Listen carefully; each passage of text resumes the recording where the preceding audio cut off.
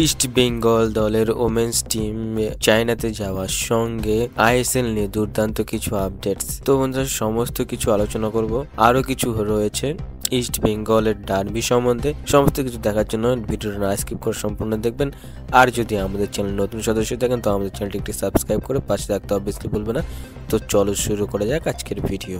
তো বন্ধুরা, সবার প্রথমে যদি বলে রাখি ইস্ট বেঙ্গলের আইএসএল এর কথাই বলি। সর্বপ্রথমে আইএসএল এর কথা বললে কিন্তু বলে রাখি, আইএসএল কিন্তু না হওয়ার যে নিউজটা বেড়ে চলে আসছিল সেটা কিন্তু 90% বেড়ে চলে আসছে, যে 90% চান্স যে আইএসএল হবে না এই মরশুমে। কিন্তু বন্ধুরা, যেমনটা নিউজ বেড়ে চলে আসে আইএসএল না হওয়া নিয়ে কিন্তু অনেকজনা বিক্ষোভ জানিয়েছে সোশ্যাল মিডিয়ায়, তারা কিন্তু পোস্ট করেছে, যার মধ্যে কিন্তু সুনীল ছেত্রী সহ বিভিন্ন নামি দামি বাঙালি প্লেয়ার এবং দুর্দান্ত ইন্ডিয়ান প্লেয়ারও আছে, যারা কিন্তু সোশ্যাল মিডিয়ায় বিক্ষোভ জানিয়েছে যে আইএসএল হওয়া উচিত। সেটা নিয়ে কিন্তু এআইএফএফ এবং শীর্ষ কর্তাদের মনে কিন্তু অনেকটাই সাড়া দিয়েছে এবং দেখা যাক আইএসএল হয় কি হয় না। আইএসএল হলে এই জানুয়ারি মাসের সেকেন্ড উইক থেকে কিন্তু আপনারা দেখতে পাবেন আইএসএল, এবং আশা করি আইএসএলটাও হবে, কারণ আইএসএল না হলে কিন্তু অনেক ফ্র্যাঞ্চাইজির অনেক সমস্যা হবে, অনেক কিছুর অনেক প্রবলেম হবে। যারা এইসব ডিপার্টমেন্টে ছিল, যারা আইএসএল এর বিভিন্ন পোস্টে ছিল,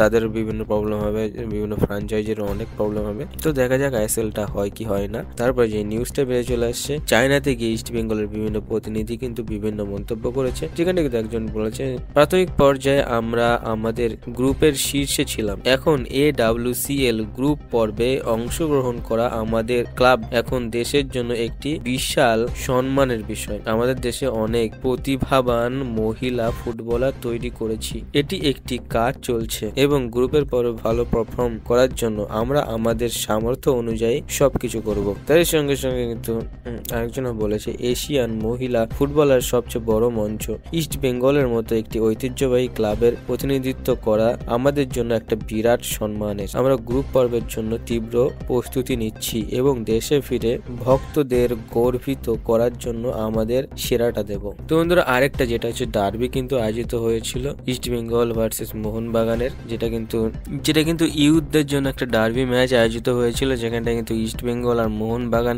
দুর্দান্ত ভাবে অ্যাটাক এবং ডিফেন্সের মাধ্যমে কিন্তু ড্র করে নিয়েছে, যেখানে কিন্তু ইস্ট বেঙ্গল অতটাও কিন্তু কমজোর হয়নি, যেখানটাই দেখা গেছে, খেলার মাধ্যমে বোঝা গেছে। এবং পরবর্তী ম্যাচের গুলোতে বড়দের ডার্বিতেও আশা করা যাচ্ছে ইস্ট বেঙ্গল একটা দুর্দান্ত পারফরমেন্স তুলে নেবে। তো ছোট্ট কিছু নিউজ নিয়ে এই ছিল আজকের ভিডিওটা ভালো লাগে থাকলে একটি লাইক কমেন্ট সাবস্ক্রাইব করে আমাদের পাশে রাখতে অবভিয়াসলি ভুলবে না। তো দেখা হচ্ছে নেক্সট ভিডিওতে। ভালো থাকবেন, সুস্থ থাকবেন, হাসি থাকবেন। Bye bye.